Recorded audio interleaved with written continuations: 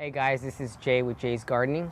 Today I'm going to go ahead and show you how to mix gas properly. So what we got here today is a 2-gallon bottle of gas, mixture for gas. So we'll go ahead and open this guy up. And this currently has 2 gallons of gas in the inside. Now for these guys, 100 per gallon. So 2 gallons, 200 milliliters of oil mixture.